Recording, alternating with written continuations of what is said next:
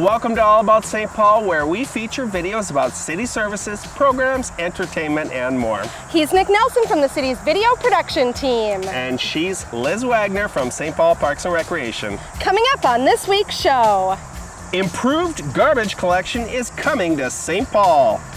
The city budget process is underway. Discover nature minutes from downtown. There's a safe after-school space for your child at your local recreation center. And we ask you what you love about St. Paul. We'll have all of that and a lot more just ahead on All About St. Paul. Well, if you can hear those cicadas buzzing, that's because we're in the middle of nature here at the Bruce Vento Nature Sanctuary. These 27 acres just east of downtown were used as a rail yard and other industrial purposes for much of St. Paul's history, until a coalition of concerned neighbors worked with the city to purchase the land.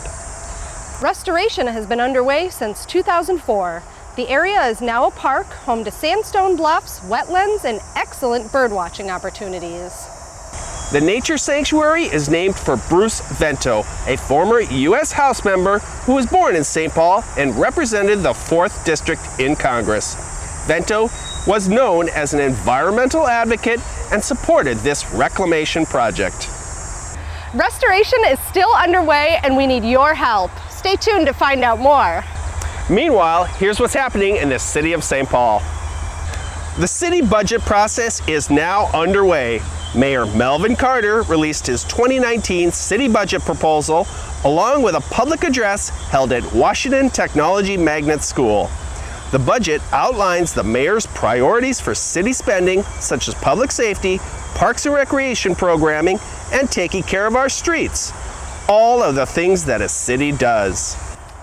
That proposal is now in the hands of the St. Paul City Council to evaluate and consider modifications. Your chance to weigh in will come up at a public hearing on December 5th at 6:30 p.m. at St. Paul City Hall. To learn more, go to stpaul.gov/council and click on Budget and Financial Planning.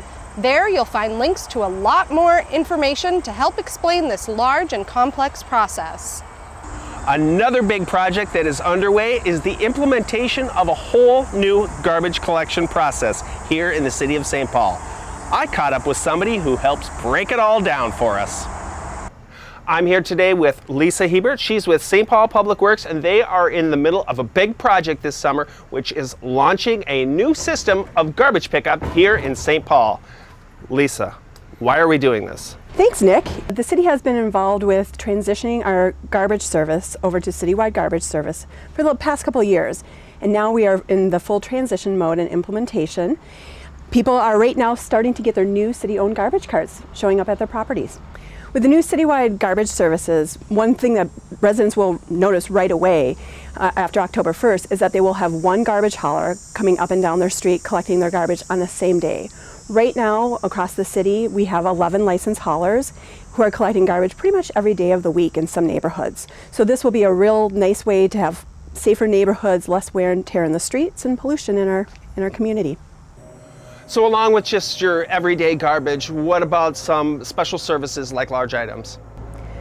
Along with the basic service with the new program, everybody will be able to have bulky items, those kind of large, hard to get rid of items such as mattresses, tires, furniture, anything like that, as part of their garbage pickup service. Depending on your cart size, you can have 2 or 3 large bulky items picked up per year.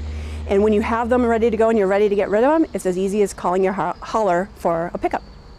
So what can folks at home expect throughout the process? Right now, we're in the process of rolling out the new citywide, city-owned garbage carts to everybody. They will be delivered to all residents in the next coming weeks. And what we're asking residents to do right now is when they get these carts, just tuck them aside, put them in a safe place, and not use them. Still keep using your current garbage carts. The last pickup week will be September 24th through the 28th. Once you've had that last pickup with your current hauler, then you can start using these new carts. So if folks at home have more questions about the process, where can they go for information? We know that people have a lot of questions, and there's a couple ways to get some great information about this transition and the new program. First, they can go to the city's website, stpaul.gov/garbage, or they can call the garbage information line at 651-266-6101. Well, another new topic that has been on a lot of people's minds that you've been involved with is all of the new scooters and bikes that have been showing up on our streets. What can you tell us about that? Right, we have some great ways to get around St. Paul now. City Council approved a pilot program, and now we have 2 scooter vendor companies that are offering scooters around town, and we also have dockless bikes now too. So these are new. What do people need to know about using them the right way? Right, these are new and a little bit different for people to use. Things that people need to know is, first and foremost, please do not ride them on the sidewalks. They're meant to be on the streets. They operate like a bike would, following all rules of the road. And again, pay close attention to pedestrians and vehicle traffic around you to be safe. The second thing is, when you're done with your ride, properly placing it on the public right of way. So that's the area between the street and the main part of the sidewalk where most people are walking. So kind of that boulevard area is where they should be properly placed when you're done. Well, thanks, Lisa, for all the good information. As you heard, if you haven't gotten your new cart already, you will soon. If you need any more information, please contact us. Well, thanks to this new approach, soon we'll be noticing less garbage trucks rumbling through our neighborhoods. But you maybe start to see a few school buses. Believe it or not, it's that time. And if you're looking for a safe space for your child after school, St. Paul Parks and Recreation has an option for you.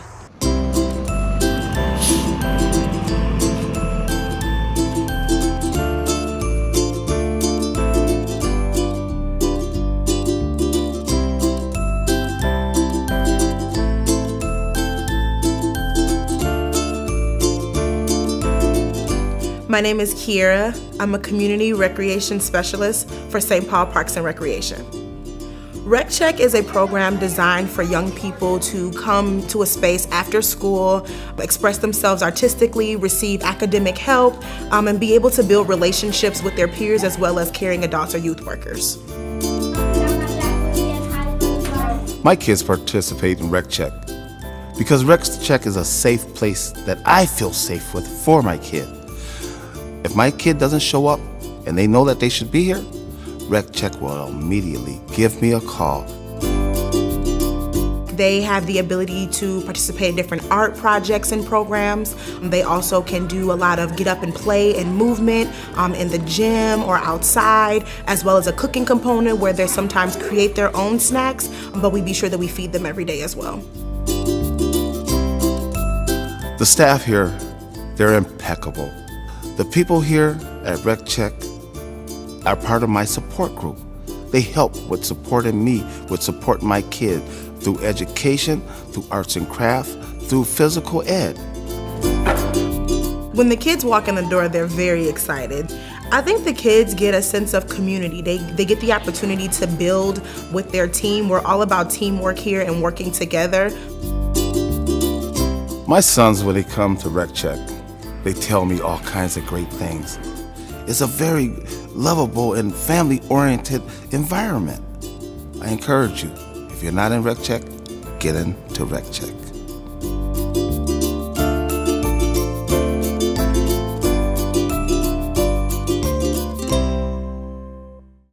Once again, we are here at the beautiful Bruce Vento Nature Sanctuary, just a few minutes east of downtown.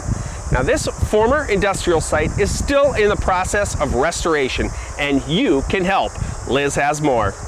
While the city acquired the land that makes up this park more than a decade ago, restoration of its natural features is ongoing.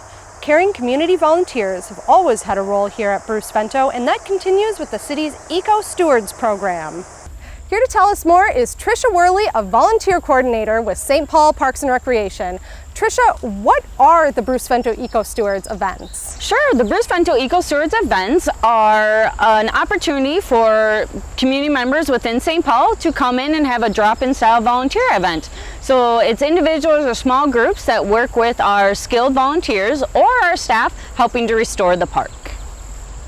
What sort of work is involved, and do people need any special skills? The work coming up this fall, we usually do a lot of planting, there's some good seed collecting, as well as we'd like to remove any invasive species that are in the park. There are no special skills that anyone needs, so since we have our staff, our skilled volunteers on site, they teach everyone. We also supply all the tools needed, so any loppers, any towels, any pan pruners, any gloves, we provide all of that. So just come on out and get ready to help us work. What do the volunteers say they enjoy about the activity? What we have heard is that they just really love exploring a new park, getting out, helping to restore it so that the whole community can really enjoy the park. There's a lot of dog walkers, bikers, and everything like that that come through the park. So they really love serving the community, getting out in nature, meeting new people, and helping serve their community. Thanks, Tricia. So if you want to get some fresh air, exercise, and that good volunteer feeling, join the Eco Stewards here at Bruce Vento Nature Sanctuary. Back to you, Nick.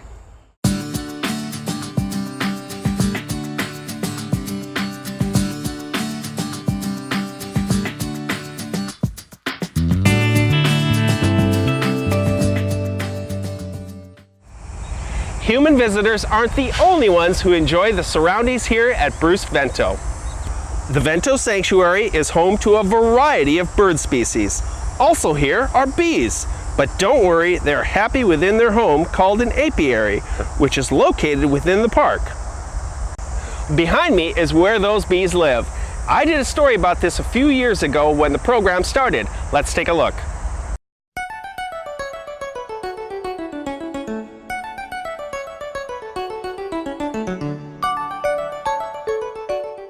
Everyone knows bees make honey, but did you know that bees and other pollinators impact 35% of the world's agriculture? It's true, and you may have heard that bee populations have been in trouble lately.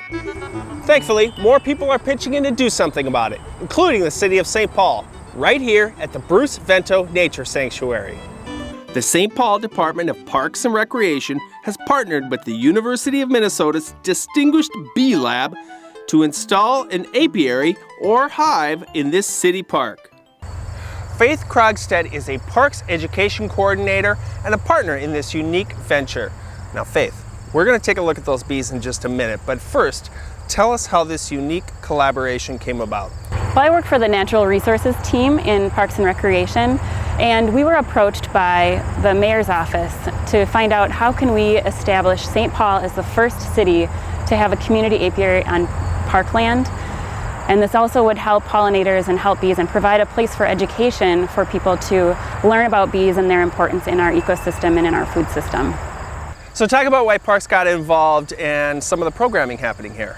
This opportunity arose and we jumped on it because we wanted to get the word out about how people in our community could help bees.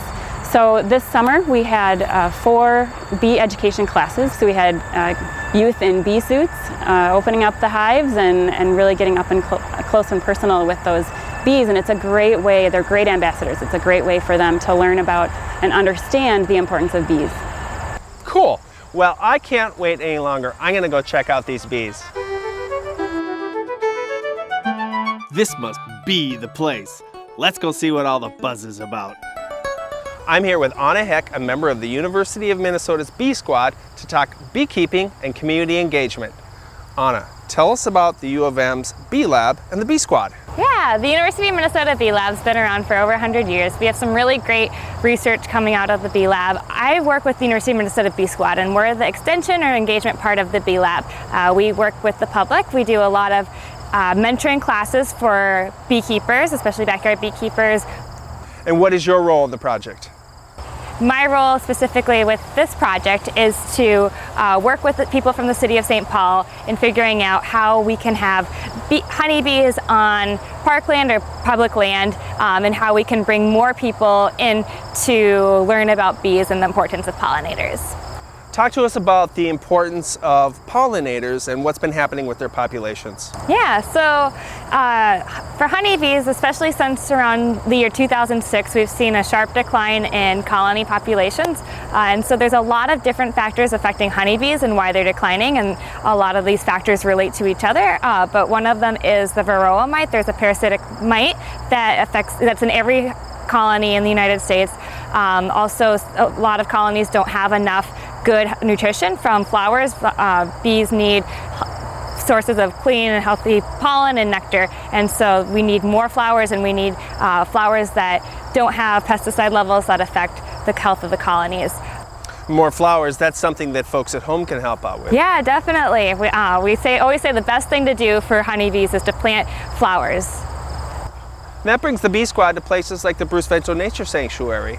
Yeah, so this apiary has been a really great way to talk to lots of people about what's going on with bees, the problems that they face, and what they can do in order to help bees be healthy. Well, thanks, Anna, and the rest of the Bee Squad. Keep up the great work. Now, if you want to learn more about bees and how you can help, just check with the Bee Lab. Search Bee Lab or go to the address on your screen.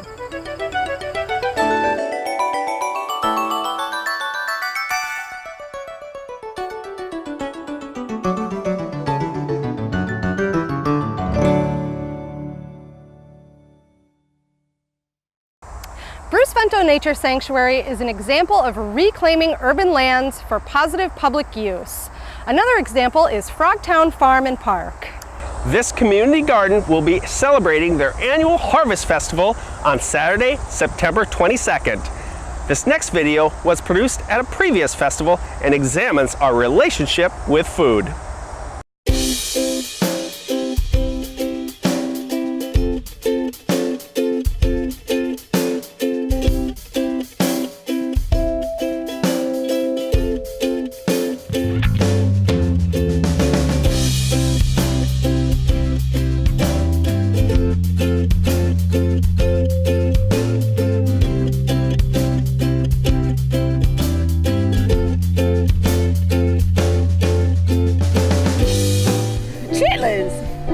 Why is that a tradition? It is, because we eat it at Thanksgiving and it's totally bad for you. Food gatherings that revolve around family and bringing family together. Yeah. There's always, food is what brings us together.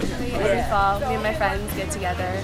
We go to like an apple orchard and we usually round up apples and we make apple pie, like rolls and all sorts of stuff.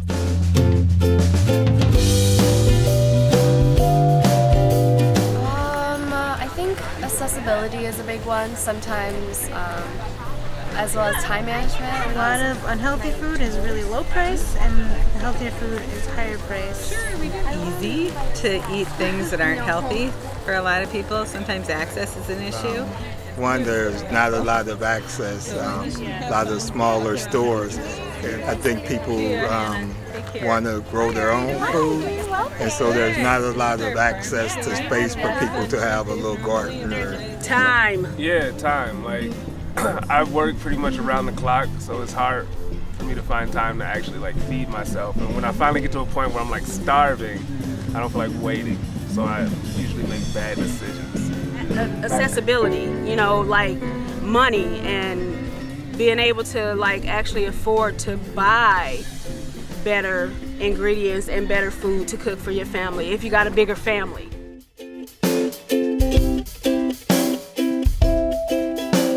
Education and awareness. I don't think enough of our youth are educated on how easy it is to prepare and cook the food. I think educating is a big one. Some education on different ways to prepare food to make them more appealing to young people and stuff.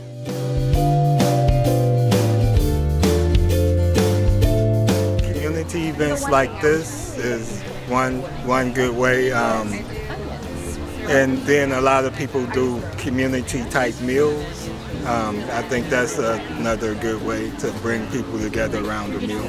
Yeah, so I feel like if there was more of these events in education with our youth all the way up from 5 go to 18, I think would be a lot healthier society. Your local community garden is a nice way to kind of get to know your neighbors as well as the produce, the diversity of produce they produce. So, probably exposure, having an opportunity to be exposed to different foods than what they're used to, and having people explain to them ways that they might want to prepare those foods or even grow them themselves. Community healing meal. Yeah, community healing meal that we went to.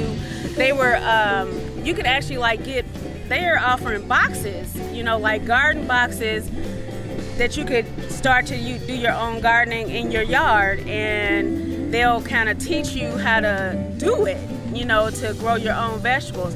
And I think that is fabulous. And if more people knew about stuff like that, they would I think they would jump on it, you know, because little kids can do that. Kids can help in the garden, go pull them weeds, you know, seriously. What made you do pull the weeds out? Yeah.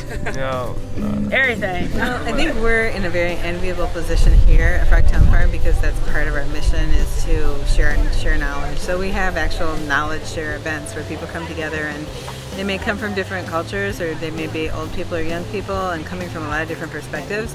But coming together with the shared intention of learning something new or being able to share something they know. And so often when we do those kinds of events, people come away with something that they weren't aware of and that might benefit them, or able to share something that they know that again helps them to feel good about, you know, sharing that knowledge. The 2018 Frogtown Farm Harvest Festival happens on Saturday, September 22nd. Go to frogtownfarm.org for more on this unique community asset. Well, I hate to admit it, Liz, but summer is starting to wind down, but there's still plenty of time to get out and enjoy our capital city. One of the things you'll notice around St. Paul are examples of art in our public spaces. Take a look in this next video. Public art is an asset to the community and the landscapes of the city of St. Paul. Public art provides many benefits. Art can be a landmark or an attraction. The Peanuts characters' statues attracted thousands of people to St. Paul each year.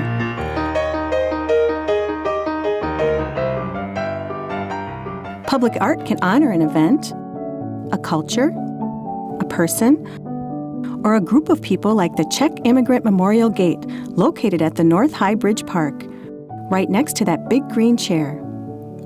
This sculpture honors the Czech and Slavonic immigrants and their families that have lived and worked in the West End of St. Paul since the 1860s. It incorporates historic salvage materials, including a baptismal gate from the St. Stanislaus Skaska Catholic Church and granite curbstones and pavers from city streets. This piece illustrates several themes. The pylons from granite curbstones and pavers identify the space and the park both as a gateway to the West End and a transition to a better life. The baptismal gate honors the role of the Church of St. Stanislaus Skaska in supporting the community. All of these statues and monuments have a story behind them, like the Girl on Dolphin and Goose and Boy on Turtle by Nick Lagarios, located at Leighton Park. Part of Nick Lagarios' Dreams of Our Children series illustrates a longing to live in harmony with nature. As the sculptor explained, I wanted to create a work of art with a subject that would have universal appeal as well as be pleasing to the eye. We all have dreams as children, and at this tender age did not distinguish those dreams on the basis of race, gender, or economic status. Longing to fly, swim, or ride with creatures of this earth can be interpreted as a desire to live in harmony with nature. I feel we need to express these concepts as an example for our children and a reminder to ourselves. the New York Eagle, created in 1890, is located at the Summit Overlook Park. Louis Saint-Gaudens carved the eagle from marble and later made a bronze casting. The sculpture originally adorned the New York Life building, which was demolished in 1967. Between 1967 and 1999, the sculpture became the property of each new building owner. In 1999, Public Art St. Paul secured the sculpture. Most St. Paul residents have driven by and seen the Soldiers and Sailors Monument at Summit Park, right across from the cathedral. But have you ever gone to the park to learn what it's all about? The artist John K. Daniels created this in honor of Josias R. King, the first Minnesotan to volunteer to fight for the Union in the Civil War. The Grand Army of the Republic commissioned this statue, which commemorates all of the brave soldiers of the war. Its cost was $9,000. King died on February 11, 1916, in St. Paul, 13 years after the dedication of the monument. A couple of well-known fountains in St. Paul are the Schiffman Fountain at Como Park In 1897, Dr. Rudolf Schiffman, one of the original members of the Park Board, traveled to Barcelona, Spain, where he first saw the original fountain. Delighted with the sculpture, he ordered a replica for St. Paul. Another popular fountain can be found at Rice Park, titled The Source. Alonzo Hauser created this statue, donated by the Women's Institute of St. Paul, to combine the city's historical past with the contemporary spirit of the day. Another real nice place to relax and enjoy some quiet time would be out at Lake Phalen at the Phalen Poetry Park. This piece of art is simply called Book Benches. However, it does have a dual purpose. Yep, sitting. Public art enhances public gardens and creates focal points in a landscape. Many public art pieces in St. Paul feature beautiful landscaping. The public art in St. Paul helps to preserve memories and history, tell stories, and signify that art is an important asset to the city and its landscapes and residents. There are 39 pieces of public art, and each piece has specific importance and purpose to St. Paul. For more information, go to stpaul.gov, type in public art, and there you will find a list of all the pieces of art and a map with all of their locations. We invite you to enjoy these pieces of public art that are found throughout the most livable city in America. Fine art in our public spaces is just one of the things to love about our city. For our final segment today, we went out on the streets to ask you what you love about St. Paul.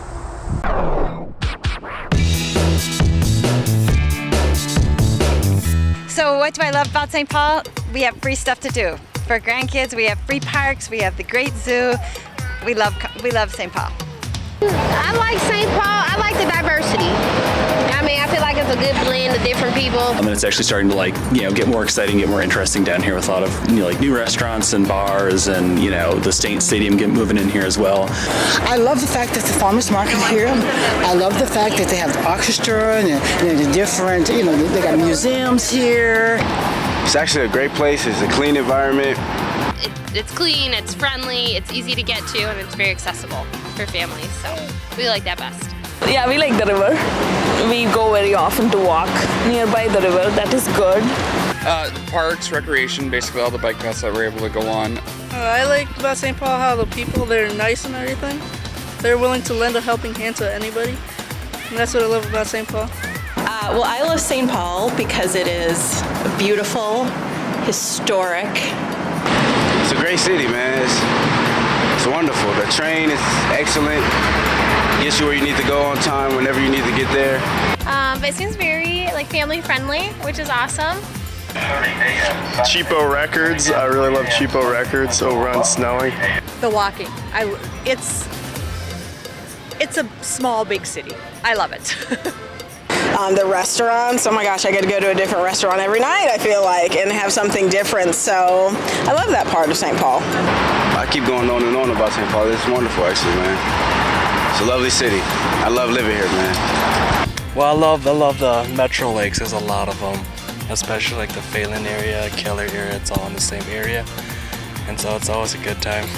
Yeah, it's like a perfect combination of a little bit of nature and then right in the city, and it's just gorgeous. I've lived here my whole life and I love it here.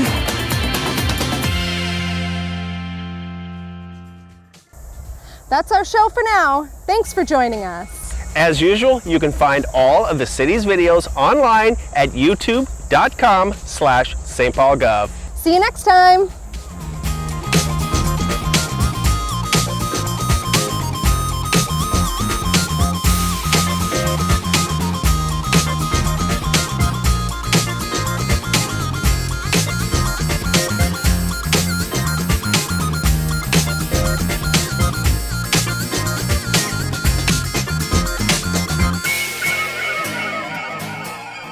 Thank you.